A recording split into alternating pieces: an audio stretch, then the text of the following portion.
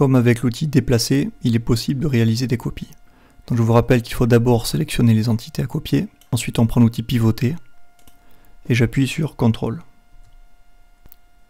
J'ai décidé donc de faire la copie de mon cercle par rapport à mon origine qui est ici. Donc je clique sur l'origine, je vais trouver le centre en mettant d'abord sur le bord de mon cercle, et je trouve ainsi le centre, je clique, et je me déplace.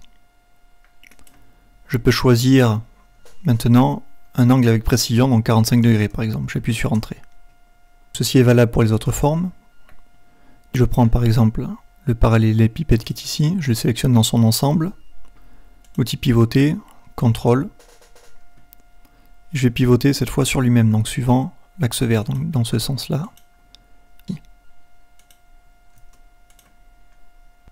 Je peux aussi copier seulement une partie des entités, ces deux arêtes-là par exemple. Je prends l'outil pivoter, à partir de l'intersection, de ce point-là, et je tourne en appuyant sur CTRL, et je copie uniquement mes deux arêtes. Bien entendu, je peux toujours choisir l'angle, taper 30 degrés, j'appuie sur Entrée, ça modifie l'angle. Je peux encore changer à nouveau, mettre 120, appuyer sur Entrée. Il est possible bien entendu de copier aussi une ligne guide. Donc soit je la sélectionne, dans un premier temps je prends l'outil pivoter, j'appuie sur CTRL et je la copie.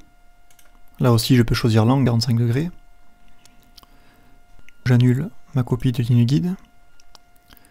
Soit je conserve l'outil directement, et lorsque je me mets sur ma ligne guide, elle est sélectionnée automatiquement. Je clique dessus, j'appuie sur CTRL et je peux la copier de suite, et changer sa valeur de l'angle, donc 90.